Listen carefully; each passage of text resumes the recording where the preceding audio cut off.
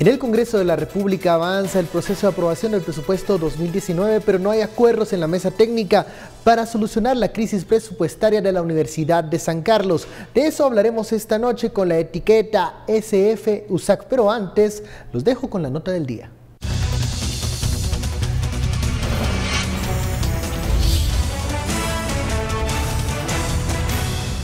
Este lunes se reunió una mesa técnica en el Congreso con el rector de la Universidad de San Carlos de Guatemala, Murphy Pais, para discutir la asignación y el posible aumento del presupuesto de la Casa de Estudios para el siguiente año.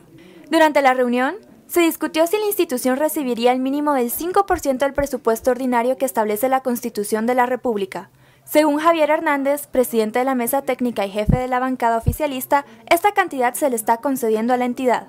Sin embargo, el rector de la Casa de Estudios argumenta que la institución necesita más dinero, por lo que pide que se le conceda al menos un 7% para llegar a obtener la cantidad de 2.200 millones de quetzales. Actualmente, el presupuesto aprobado para el 2019 es de 1.971 millones de quetzales.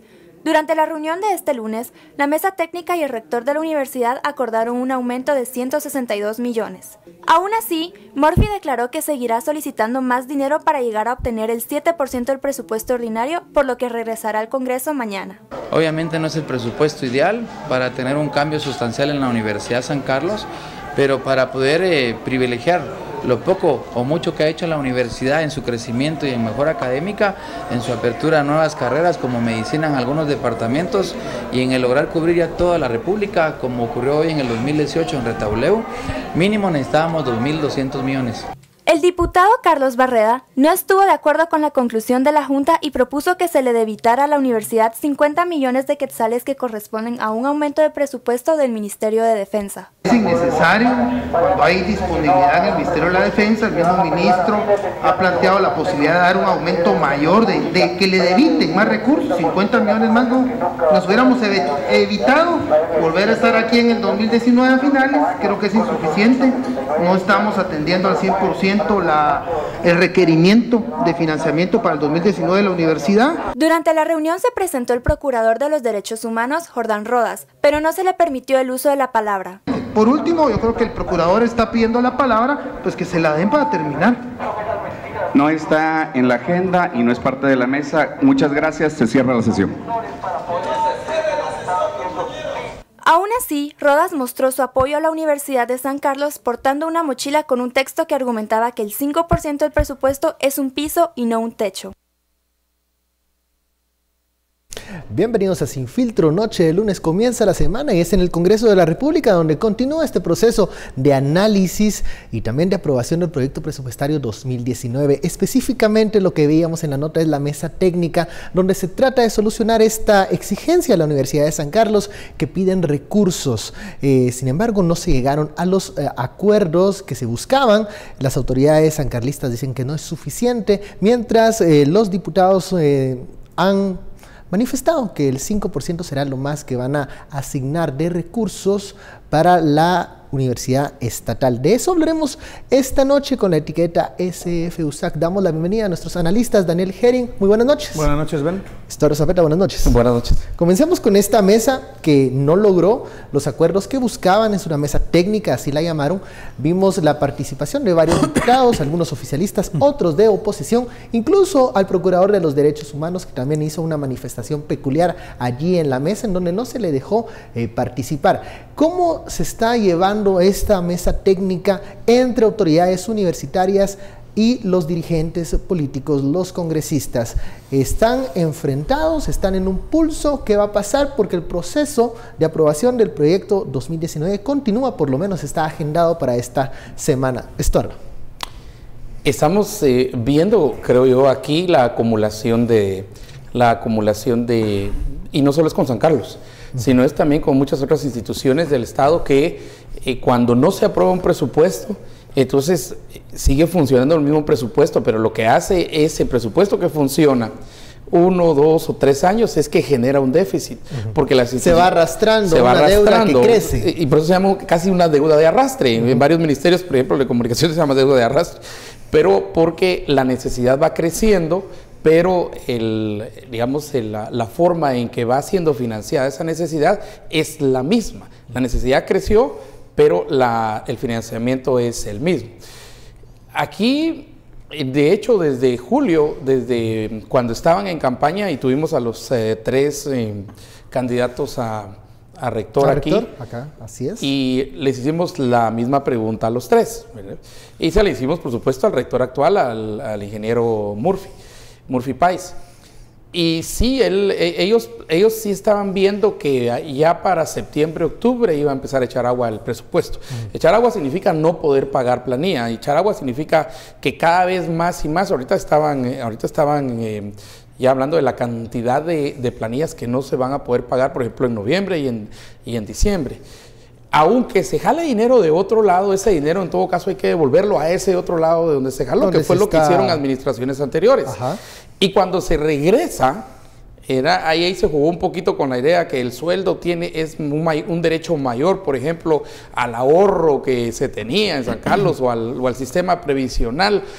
Fue una huizachá, básicamente, pero era la forma como no se generó mucho lío en la administración anterior. Por ley es el 5%. Es un 5% que obvio es un 5%, pero de un presupuesto que ya viene en 2 años igual. Y cuando es igual, básicamente el crecimiento se movió, pero el presupuesto se quedó igual. Además, San Carlos tiene necesidades también, por ejemplo, en la ampliación de carreras, y eso significa nuevos profesores, cobertura. Hay tantas necesidades. Y yo he sido muy crítico de la Universidad de San Carlos y lo he dicho aquí en la radio, no tengo ningún problema. Pero una cosa es en términos del contenido, en términos de lo que está sucediendo, y otra es que los diputados empiecen a jugar como una especie de vendetta contra San Carlos. Una cosa son los ingresos que se van a aprobar y otra es la utilización de esos ingresos, que creo que también es un debate y una discusión válida en su momento. Totalmente, esa discusión tiene que ser válida, pero ahorita ese no es el tema. Ese no es el punto. El tema es que se va a hacer para pagar planilla de octubre, noviembre, diciembre. Y yo sé, y nos lo pueden confirmar varios televidentes, porque me escriben a la radio y siempre me dicen que, por ejemplo, hay algunos que ya tienen 1 año de no recibir sueldo, algunos que me dicen, mire, de febrero no hemos recibido sueldo, y otros que con la esperanza han entrado y los han tenido en arrastre y no han recibido. Además, hay centros universitarios, hay carreras específicas, por ejemplo, aquí en el sur generaron todas las carreras de tecnología. Esos van demandando y miren, la educación, nos guste o no nos guste, la educación superior va demandando, y yo creo que el 7 es básicamente para ponerse al día con un presupuesto de hace 2 años. Ahora, lo arrastre. Esto menciona un elemento que hay que considerar,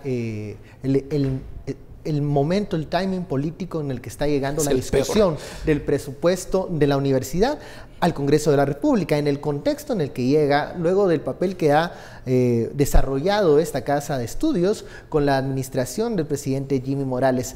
¿Esto vuelve o complica a esta mesa técnica, que se llama así, al analizar cuánto se le va a asignar de recursos a la casa de estudios? Para mí es muy obvio que hay un contexto político donde se produce esto. Qué casualidad que justo ahora se están preocupando por deficiencias que claramente tiene la USAC. O sea, eso es innegable.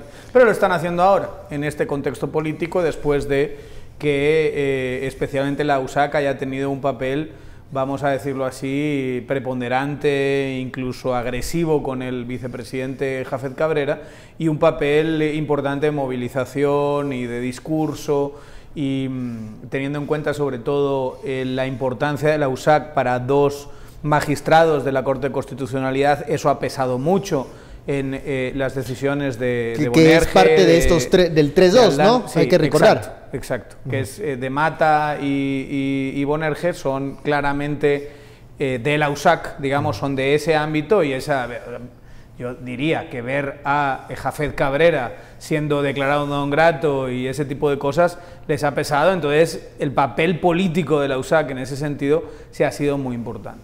En este contexto, en esta crisis política del 31 de agosto para acá, ha sido muy importante. Y claro, llega el presupuesto y deficiencias que tienen todas las instituciones. Y algunas de las instituciones a las que se está dando dinero, como el Ministerio de Desarrollo, que es lo peor que existe en términos de calidad institucional, en términos de el mal uso de los renglones presupuestarios, en que no sabemos muy bien para qué sirven las políticas, muy mal pensadas. en 0,29 que entran de 50 en 50 y se van de 50 y 50 también. O sea, toda esa clase de malas prácticas ahí ya no molestan demasiado. O cuando tienes a un ejército al que se le está subiendo de una manera considerable el presupuesto, cuando es un ejército que está en, vamos a decir así, crisis de identidad, que le ponen a hacer cosas que no corresponden en principio al ejército. Y tantísimos otros rubros que podrías perfectamente reorientar, sin que esto sea una justificación de los problemas que tiene la USAC, que claramente los tiene, y el problema de la falta de transparencia, y el problema... Pero en este contexto político no hay que engañarse, la razón es esa, y es este envalentonamiento que tienen básicamente el núcleo duro la alianza, vamos a decirlo así, que llevó al actual presidente del Congreso a la presidencia. Han optado por tener medidas agresivas contra la USAC para intentar desactivarlos políticamente de cara a 2019. Vamos al primer corte de la noche, la etiqueta SF USAC. Al volver seguimos analizando la discusión del presupuesto en el Congreso de la República y qué va a pasar con la crisis de presupuesto de la USAC.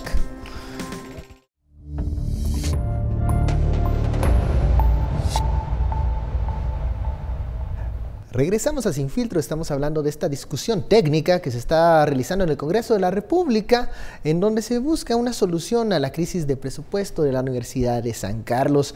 Daniel Herring, antes del corte, mencionaba el contexto y el momento político que complica estas discusiones técnicas y que pudiesen dar resultado o pudiese dar espacio a venganzas políticas por el papel que ha tenido la universidad en los últimos meses respecto a al proceder del presidente Jimmy Morales. Seguimos hablando de ese momento. En la mesa técnica no hay acuerdo. Autoridades universitarias piden más presupuesto para resolver los problemas que tienen. Los diputados dicen no hay de dónde, que es una respuesta que hemos escuchado cuando otros sectores llegan a también reclamar más recursos. ¿Hasta dónde puede estirarse la pita? ¿Hasta dónde puede la Universidad de San Carlos ceder, y también los diputados en esta negociación antes de que se apruebe o impruebe el proyecto de presupuesto?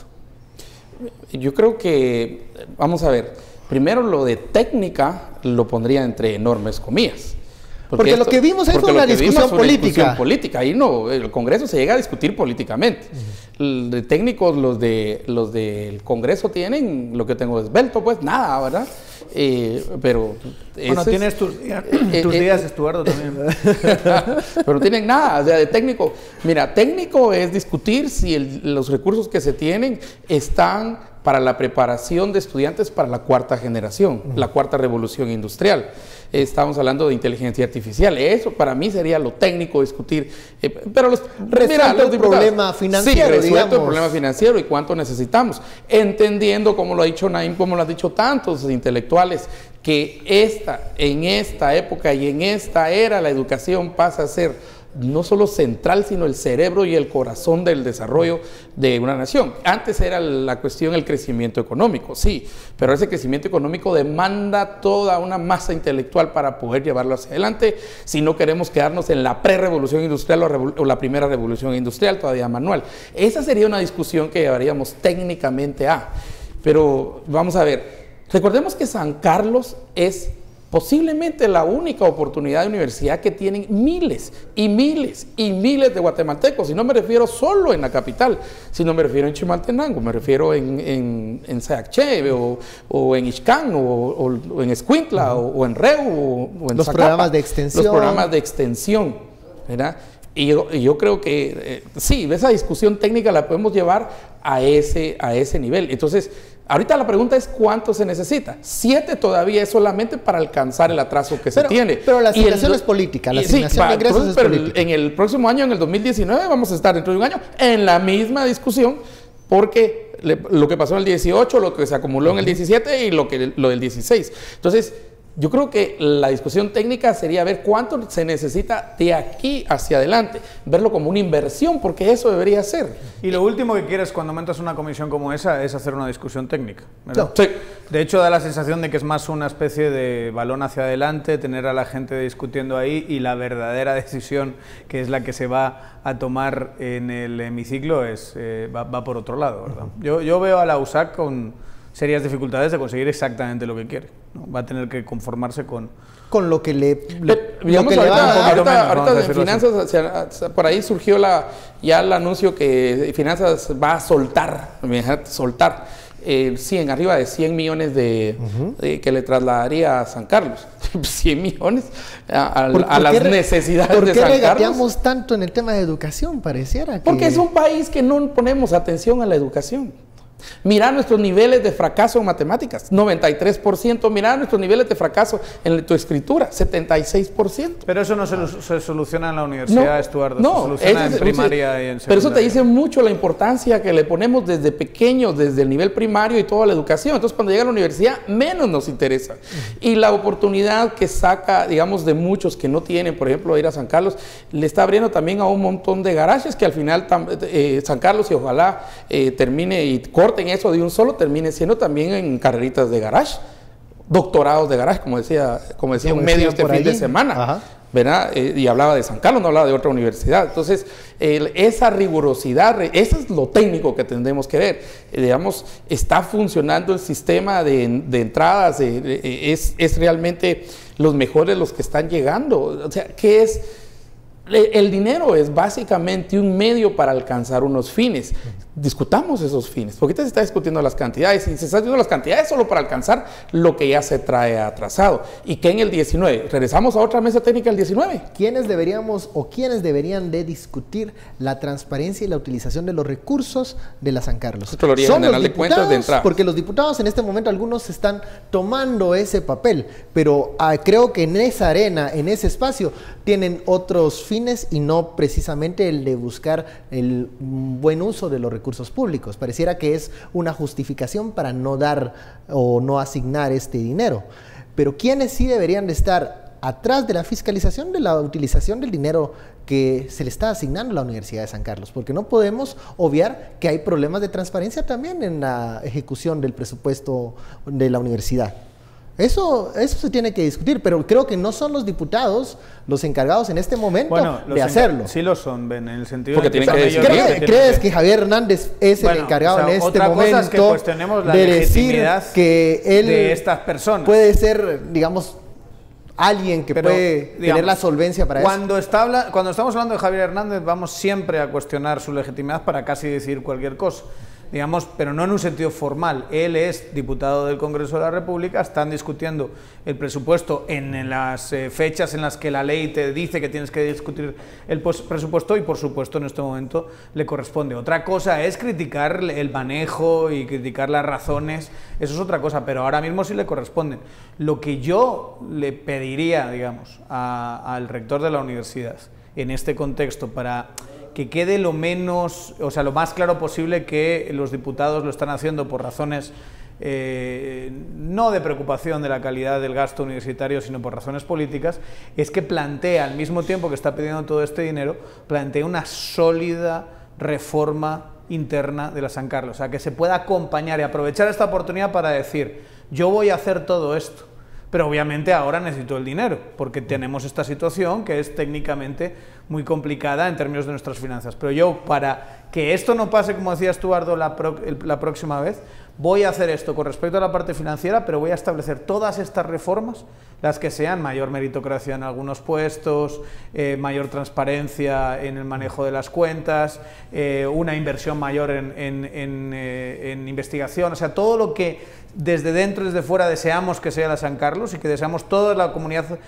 académica, universitaria. Nos gustaría que la San Carlos agarrase el país que le corresponde, siendo la única universidad pública por ley que tiene el país, para que no puedan justificar que no existe un plan detrás, cosa que desde luego ni de lejos va a tener el Ministerio de Desarrollo, ni el Ministerio de Ambiente, ni nada parecido. No van a poder presentar un verdadero caso a su favor en términos de la reforma interna, o el ejército, al que se le están dando un dinero que, incluso asumiendo el tema de las carreteras que no le corresponden, aunque decía ayer Taracena que las hacen mejor que el Ministerio de Comunicaciones, que la verdad es un poco vergonzoso para el Ministerio de Porque Comunicaciones. es el papel del Ministerio de Comunicaciones. Pero, digamos, no vamos a tener en las otras instituciones la misma actitud. Yo creo que sería una jugada política importante, y además también tiene que aprovecharla, si de verdad es un verdadero reformista el rector actual.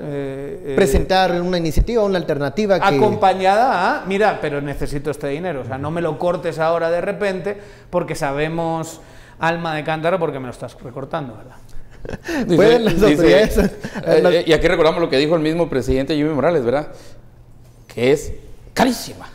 Carísima la San Carlos. No, pero mira, yo creo que la presentación de la reforma, eso ya está.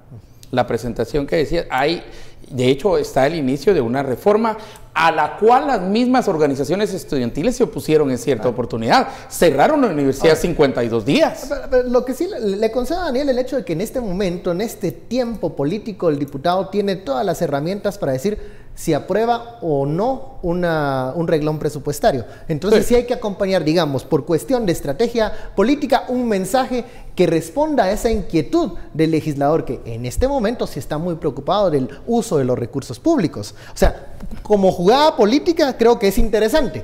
Yo creo que el proceso de reforma, que muchos de los diputados ni han de estar enterados de qué se trata, debería el rector tal vez sintetizarlo en un mensaje claro político para responder a las preguntas que le están haciendo en esa mesa técnica en donde le ponen peros para asignarle recursos. Miren, y la Universidad de San Carlos también, ojo que la Constitución utiliza la palabra exclusiva. Tiene la exclusividad de la educación estatal superior. O sea, no puede haber, según la Constitución, otra universidad estatal en Guatemala. Por eso es que tenemos una serie creciente de universidades privadas en el país. Pero no solo eso, deja la exclusividad de San Carlos. Ojo que San Carlos tiene, y es una cuestión que muchos hemos cuestionado, pero esa es la realidad y así es. Y ahorita miremos la realidad. Tiene representación en la Corte de Constitucionalidad, tiene representación en el ICS, tiene representación en la Junta Monetaria, tiene representación, híjola, cuando uno va viendo, tiene representación hasta en discusiones y todos los comités y todo que hace, y un representante de la USAC, y un representante de esto. No sé si ese es el papel de San Carlos, pero digamos, si la representación que ya está, ahí está. O sea, no lo vamos a discutir. Tiene también en el Tribunal Supremo. Es una cuestión de modelo, digamos. Es una cuestión de modelo. Ahora, el peligro es que estés utilizando el presupuesto para cuestionar todas esas representaciones que tienen diferentes. Pero esas ya están, esas ya son ley y ya están. Desde el Congreso nadie está cuestionando eso. No están cuestionando eso. Pero lo otro es que hay una reforma, y yo creo que, y comparto con Daniel el punto, que sí tiene que presentarse, y este sería un buen momento para presentar la reforma. Y es un solo, ¿cuál es la reforma? Es cuánto cuesta la reforma, y la reforma no es barata. La reforma no es barata. No es nada barata. Digamos, ¿por qué no tenemos una facultad de educación en la Universidad de San Carlos?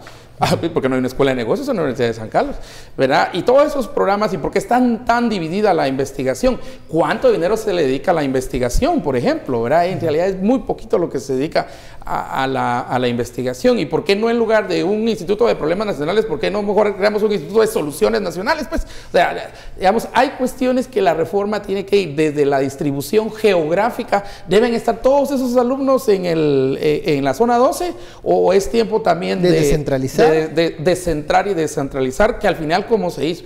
Y muchos centros universitarios, como el CUNO, como el de Oriente, como el de la Costa y todos, en realidad casi terminan siendo centros universitarios, pero independientes, porque ahí los estudiantes sí pagan 400, 500 quetzales por estudiar, carreras que de otra forma no tendrían oportunidad o tendrían que ir a una universidad privada. La pregunta es si las autoridades universitarias tienen ese carácter reformista de presentar todos estos cambios que pueden traer desgaste también. Mira, a veces la reforma no es si tienes carácter o no, a veces la presión que llega de reforma es o la haces o se cae la institución.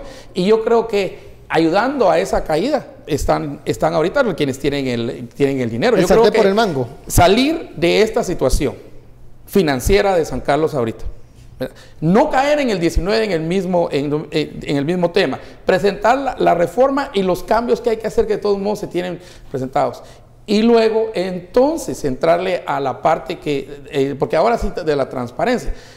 El Congreso no tiene boca para hablar de transparencia, pues principiamos por eso, pero bueno, ellos están pidiendo transparencia. Pero bueno, eso es el momento en es el momento político que ellos tienen. Va. Decir eso. Pero, a ver, pongámonos, primero agarremos del ritmo de lo que viene y que se debe. Pausa.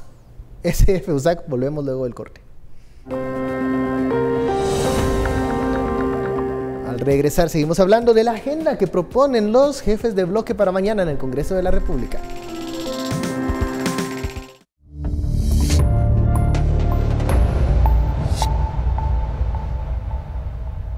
Regresamos a Sin Filtro, la etiqueta SF USAC. Vamos a la etapa de las conclusiones con este tema de la discusión del presupuesto y la crisis que está en este momento viviendo la Universidad de San Carlos, en donde exigen recursos para continuar en el funcionamiento e impartiendo clases. Daniel, ¿cómo ves el escenario, la conclusión para esta discusión técnica del presupuesto de Universidad de San Carlos? A mí me parece que la discusión importante no está en esa mesa, sino que se está dando con las otras fuerzas. Y como están tantos temas mezclados, yo creo que hay, digamos, múltiples posibilidades y múltiples finales a esta historia, pero hoy por hoy creo que, pese a que claramente van a conseguir cerrar esa brecha de dinero que necesitan, la universidad va a tener un recorte de esa necesidad que tiene, igualmente la tiene por un mal manejo financiero. Pero ya venía, y esto lo sabían los diputados, con una crisis financiera donde se estaba sacando a gente, se estaba, como dice Estuardo, mucha gente no recibiendo sus pagos, ese tipo de cosas, y los diputados que saben esto, que tienen esa información, pues están aprovechando el momento político. Creo que van a tener que conformarse con menos y que le va a tocar internamente a Murphy pues apretar algunas tuercas y lidiar con algo complicado. ¿Cambiará el tono de la Universidad de San Carlos respecto al Lo que pasa es que trabajo de la administración? Si se dan cuenta, muchos de los posicionamientos han sido no que los haya asumido Murphy como propios y haya sido el ariete, sino que han sido de bases, de abajo hacia arriba, y creo que eso va a seguir pasando. O sea, él sabe que, y más cuando va a necesitar hacer recortes y manejar y negociar cosas hacia adentro que son bastante complicadas, él sabe que no va a poder deslegitimarse frente a lo que pasa en el exterior, que es una crisis política y de legitimidad del sistema en general y de transición, y luego vienen las elecciones y todo lo que se nos viene encima, muy importante. Yo creo que va a ser un sacrificio, va a ser, digamos, el que tiene el costo aquí, sobre todo, es el rector, que es el que va a tener que lidiar con cosas muy complicadas. Estar, conclusión para este tema, ¿cómo es el escenario de la negociación? Ahorita lo que estamos viendo es que se acumularon ya las deudas, ¿verdad? Y los compromisos, los presentes y los que vienen de años atrás. Hay que cumplir con ellos, hay que darle honor a esos compromisos, y creo que la decisión de los diputados va a estar en apretarle bastante el cinto a la Universidad de San Carlos, lo cual va a significar primero el cierre de toda posibilidad de reforma, porque igual eso requiere plata, eso requiere dinero, pero también al mismo tiempo proyectos que se tienen de ampliación y todo eso van a quedar, por lo menos si no cerrados, van a quedar pospuestos o van a ser reprogramados para cuando llegue ese momento que haya dinero, y siempre se va a cargar entonces un déficit, que lo que sí debe temer la macroeconomía de San Carlos es que déficit ya es una bomba monetaria sancarlista que le va a ir creciendo y en cierto momento puede estallar. Y ahí, más que el rector y más que el Consejo Superior Universitario, el que siempre sale bien fregado es el estudiante. Sí.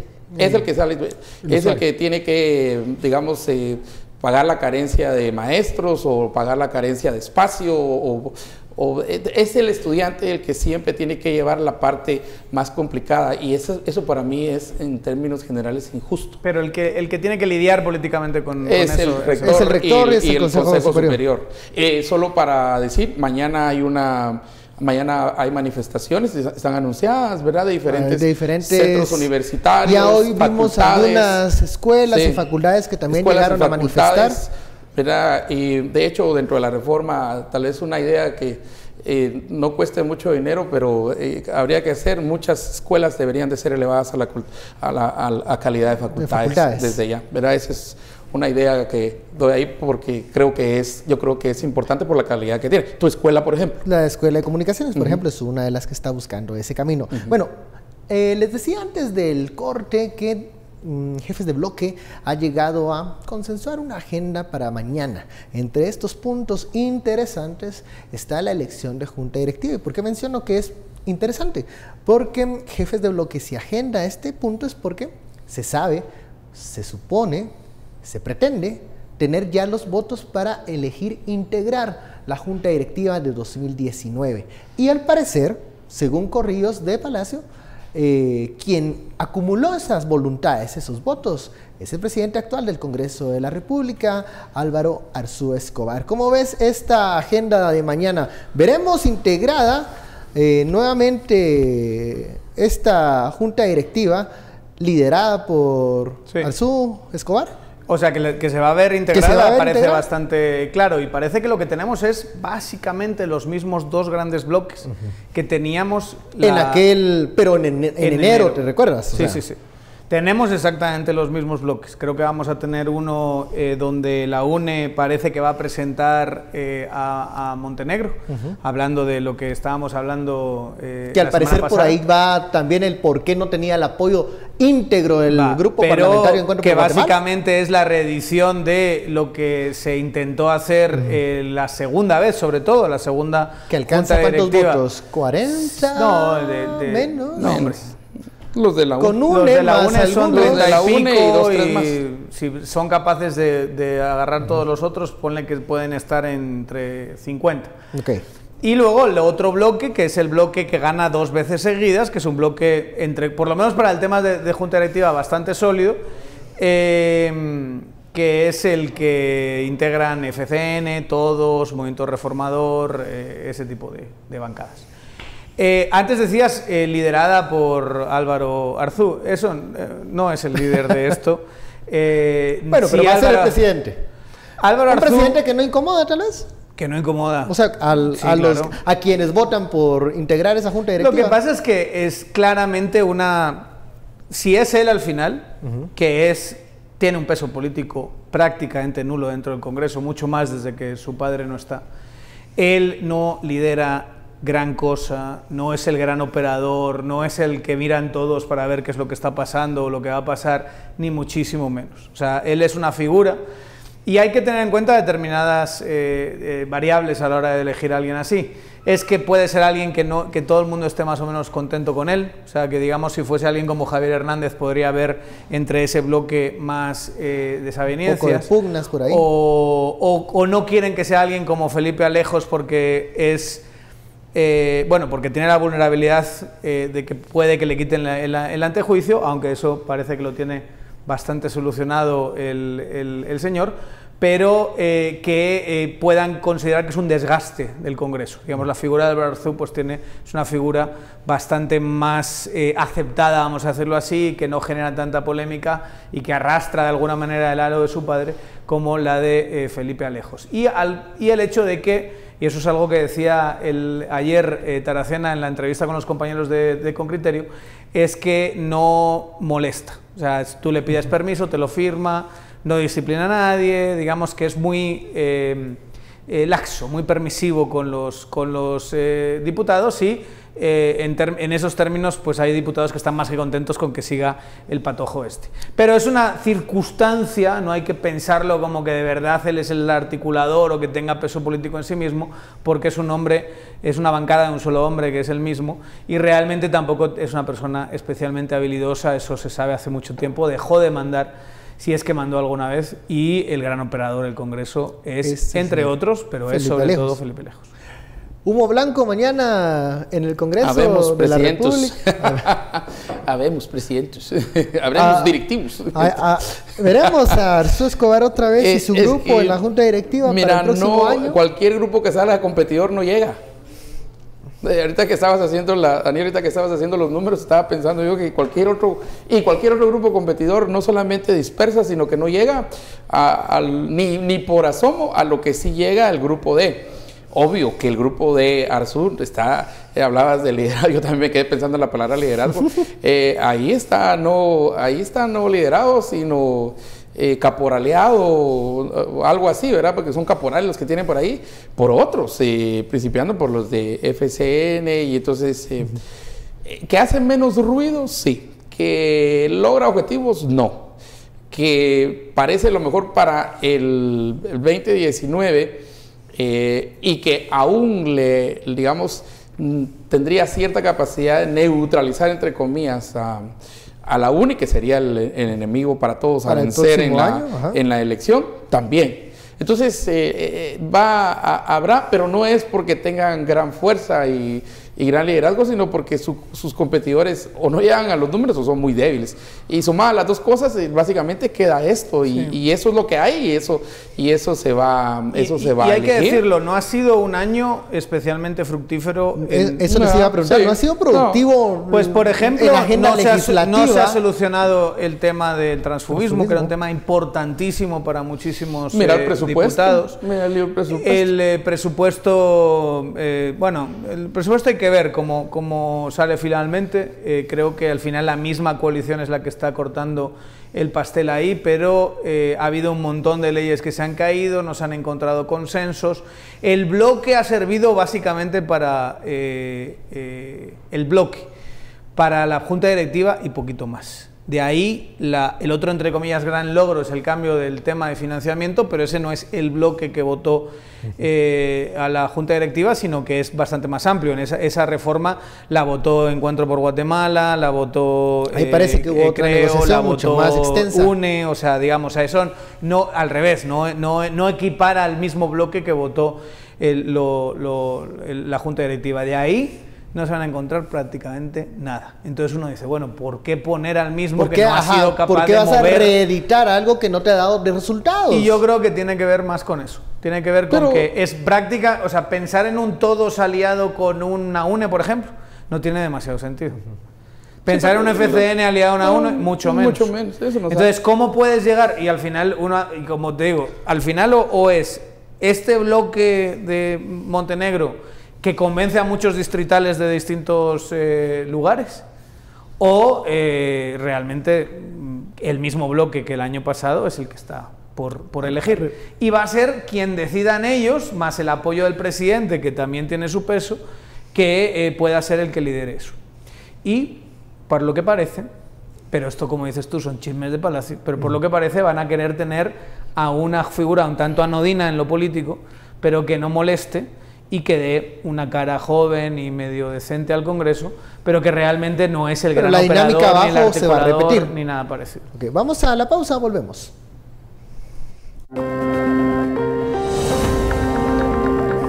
Seguimos en el Congreso de la República y mañana se anticipa nueva jornada de protestas en la 9ª Avenida.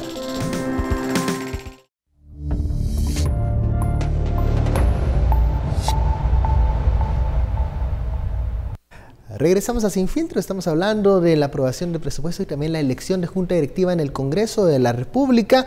También esta semana se tiene en agenda continuar con la reforma a la ley electoral y de partidos políticos. Otro tema que al parecer camina según el ritmo de los consensos por un tema que preocupa a los diputados pero que no han logrado materializar, que es lograr nuevamente poder optar a esta reelección, modificar el tema del transfugismo, pero muchos, incluso en el partido UNE, dan por sentado de que la reforma electoral no va a avanzar porque no hay acuerdos en este tema, y al parecer ese es el motor de todas las discusiones, eso es lo que cohesiona. Eso le gritó Taracena, eso es lo que dijo Taracena.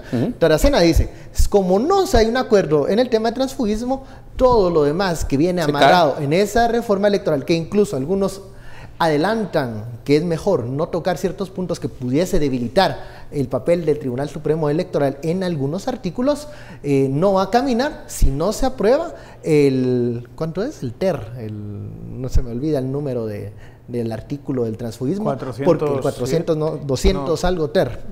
¿Qué va a pasar 205 TER, creo. ¿Qué va a pasar con reforma electoral? Ya solo estamos agendando por por agenda el tema, porque a muchos dicen esto ya no tiene ningún futuro, por lo menos en esta legislatura. Tenemos Pero que hay ver en la cosas que se siguiente. pueden poner de acuerdo, siento yo. Todavía. Creo que puede haber puntos en donde los intereses Así es. sí son comunes. Por ejemplo, en algunos puntos en donde... Sí, pero el transfugismo no es un interés común de la UNE. Ni de todos, Ni por de ejemplo, todos, sí. aunque todos ni no, del movimiento reformador. aunque Ellos que no se estén diga peleando adiós. entre ellos, todos pertenecen al partido porque es la única forma que van a tener de poder participar en las siguientes elecciones. Cada día que pasa le suena más fuerte el tic-tac a todos los que querían ser reelectos, pero con otro partido. Y cada vez también va creciendo esa animadversión y lo vimos ya en el intercambio de acusaciones que se dieron ahí entre Bach, Galdames y Taracena. Pero yo creo que el punto, por lo menos de como lo dijo Taracena, fue que ahí ya no hay y que no habrá votos y que el transfugismo no va a pasar. Y más claro creo que no puede ser. Pues, pero entonces, ¿qué va a pasar con el resto de la reforma? ¿Cuál es el mensaje para el resto de la reforma? Eso arrastra el resto de la reforma. Yo creo que el punto es precisamente no hay acuerdo en eso. No solo arrastra el resto de la reforma. Arrastra junta directiva, arrastra presupuesto, arrastra muchas distintas cosas que suponemos que junta directiva están metidas dentro del mismo paquete. Sí, pero esa es una ventaja ahorita, curiosamente, para la reelección en junta directiva.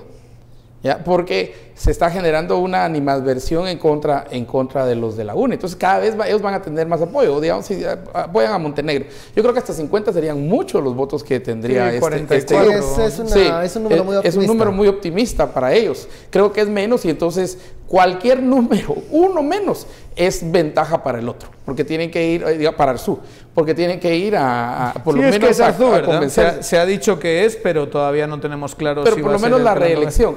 Aunque haya un recambio, creo que el grupo de junta directiva quedaría igual, porque entonces llegaría. Pero además la junta directiva del próximo año es una junta directiva, es un año electoral, y en los años electorales las juntas directivas son como un ahorno caro, pues. Pero aunque hay elección de magistrados. Y se juntan para eso y luego siguen, porque todo el mundo tiene que hacer su campaña.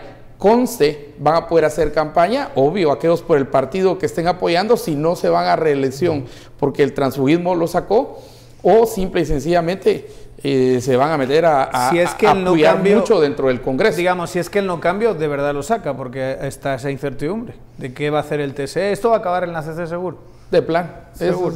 Ahí. Donde la CC tendrá que decidir que va al ritmo que decide la CC en algún y ahí en la CC que a veces es acelerado y a veces no es tan rápido como algunos quisieran. En la CC está Gloria Porras y ya sabemos cuál podría ser una decisión ahí, ¿verdad? Entonces tampoco no nos perdamos. Posiblemente yo no creo que sea por Gloria Porras. Se esté llevando todo hacia la CC. Es por el 3-2. No sé si es por el 3-2 tampoco. Yo no sé el 2... ¿Qué tanto le gusta el tema del transfugismo a Dina Ochoa o a que donde nos hemos visto votando en fila en algunos temas. Que la mayor parte de resoluciones son del transfugismo, ¿se recuerdan? Unánimes en cuando fueron lo de las comisiones, por ejemplo. Por ejemplo, en eso se votó totalmente en bloque. Línea, sí. Entonces, no sé, yo creo que eso de aplicar el 3-2 a este tema no lo tengo yo tan claro. Pudiese ser una votación de 5. Incluso para algo que no es tan bien visto como el transfugismo. Que es hay que ver cómo se llega a 2019 porque hay muchas incertidumbres ahí metidas. Pero yo pondría en duda eso de que se aplica la misma lógica del 3-2 también a este tema de transfugismo, sinceramente. Ahora, se acaba el tiempo ya para este tema de la reforma y muchos dicen que ya entrado noviembre, entrada la época de los convivios, diría Daniel. Esto se va... Sagrados convivios. Esto va a entrar Dios te oiga, hermano, Dios te oiga. Esto va a entrar en un impasse. No me tienen que oír, esto va a pasar sí o sí. Sagrado. Tenemos que entonces esperar hasta el 14 de enero, cuando tome posesión esta junta directiva. Para el 14 y la convocatoria es la siguiente semana. La convocatoria es en esos mismos días. Esos mismos días. Creo que entonces ya... que 8 días después de la convocatoria. Muchos ya estarán pensando en implementar el plan B para la integración de las listas y no quedarse por fuera. En cuanto a las diputaciones. Ese plan B ya está en marcha hace tiempo, pero bueno, va a haber un intento. Primero, la primera pelota va a caer en la mano del TSE. Si el TSE, el registro de ciudadanos, dice que no, obviamente se va a ir a la CC con un amparo. De ahí, a lo mejor, lo que puede hacer la CC es agarrarlo y decir, bueno, ahí lo vamos a ver, pero por ahora no, porque dijo Pero mientras eso pasa hay que implementar el otro plan, que es... Bueno, el otro plan es bien complicado. ¿Cuál es el otro plan? No, el otro plan es dejar a gente afín en las listas, negociarlo, los hijos, las pero hermanas, ya no suponiendo que en la política hay lealtades, esto es lo que más me parece a mí. Ahí es la incertidumbre, que no es lo mismo integrar una lista con personas cercanas a que no sea el cacique, digamos, o la persona y que vamos a ver, entonces, o la persona que tenga caudal electoral. Vamos a ver el nepotismo más fuerte y más grande en Guatemala, en la historia de Guatemala, en las próximas elecciones, de no pasar, de no moverse lo del transfugismo. Pues puede ser. Es un escenario, pero no sabemos también. Pero necesitas más nepotismo que el que ya se encuentra en... No, pero imagínate, si vamos a ver, por eso digo, vamos a ver más del que ya tenemos. Más aún. Lo vas a ver más evidente nada más, pero nepotismo ya está. Sí, porque entonces pone a la mujer de candidata y pone al sobrino, al tío, al primo y al chucho, ¿va? Entonces...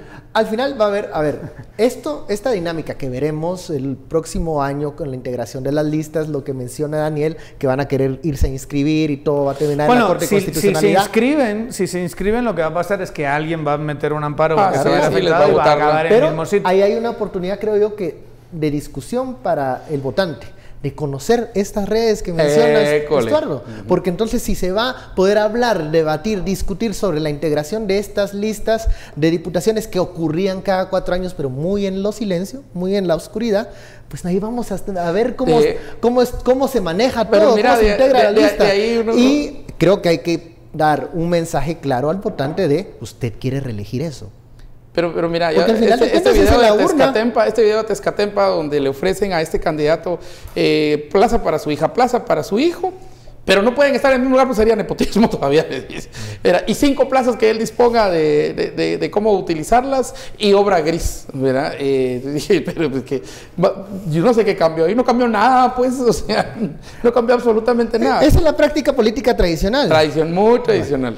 Ay, por eso te digo, lo único que se puede hacer es discutir ese tipo de negociaciones. De hecho, es el mismo alcalde que hoy está en un libro, y que si de plano tiene la opción de participar en una boleta, de aparecer el partido con esa persona en una boleta, pues que el votante decida si quiere eso. Porque si elige eso, después que no esté diciendo por qué. Pero si no, Chinautla lo hizo. Bueno, pero Chinautla hay que discutirlo, hay que hablarlo. Ahora bien, el tema de Chinautla bajó bastante la intención de voto cuando puso a la sobrina, ¿verdad? Que es el caso a que te estás refiriendo. Pero ganó. Pero Chinautla también es un caso espectacular de un candidato que era capaz de intimidar a toda la oposición, que tenía todas las, digamos... Pero los candidatos le tenían miedo. Y todo ese tipo de cosas que acontecían ahí. Pero hay otros distritos donde no está tan claro. Y en esa falta de claridad creo que tiene razón Ben. Al final, para mí van a ser unas elecciones importantes, en el sentido en que el votante sí... no va a poder decir que no sabía que estaba votando. Yo no sabía. Que si vuelves otra vez a votar a la prima de no sé quién o vuelves otra vez a votar al cacique de siempre, pues claramente eso es lo que querías. Y si eres la típica persona que está todo el día quejándose de los políticos y del sistema y cómo funciona, y agarras y votas por el hermano, la esposa o el primo o alguien así afín del típico cacique que no puede presentarse él, pero que está utilizando su red familiar, pues sabes perfectamente qué es lo que estás votando. Entonces, por las razones que sean, ese es el país que quieres y este es el diputado que nos tenemos que comer gracias a... Además, me lo tengo que comer yo, que no puedo votar encima. Gracias a pues lo que sea que te haya ofrecido, y después a casita a quejarse de que mal estos políticos, que horrible, y el Congreso con un 3% de aprobación. Bueno, nuestro trabajo será aquí hablar y discutir de eso para que haya una antes que suceda. Antes de que suceda. Muchísimas gracias, Estuardo. Daniel, los dejamos con María Elisa Gómez.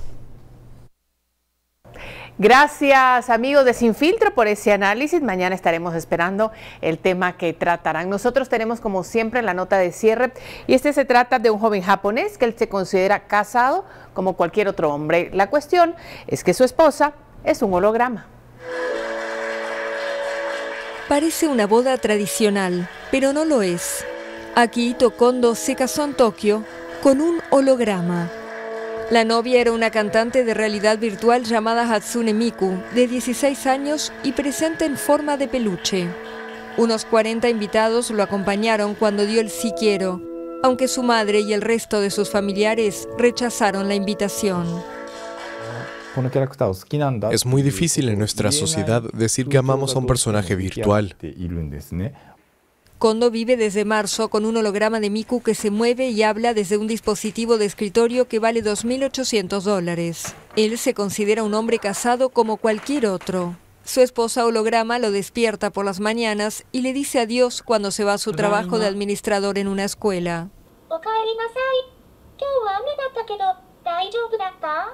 Él duerme junto a la versión de peluche de Miku, que desde la boda luce la alianza de matrimonio en la muñeca izquierda. Por ahora todavía no podemos tocar o mantener una conversación con un personaje virtual, pero creo que es solo cuestión de tiempo antes de que la tecnología nos lo permita. Lo bueno de los personajes virtuales es que ni mueren ni envejecen. A Kondo no le importa que su boda no tenga bases legales. Además, Gatebox, la empresa que produce el dispositivo del holograma, expidió un certificado de matrimonio en el que consta que un humano y un personaje virtual se casaron más allá de las dimensiones. De hecho, no es el único. Según él, la compañía ha emitido más de 3.700 certificados de matrimonio interdimensionales. Bueno, y así las cosas allá en Japón. Nosotros por lo pronto nos despedimos agradeciendo su sintonía e invitándolo para que nos acompañe mañana martes a partir de las 9 en punto de la noche.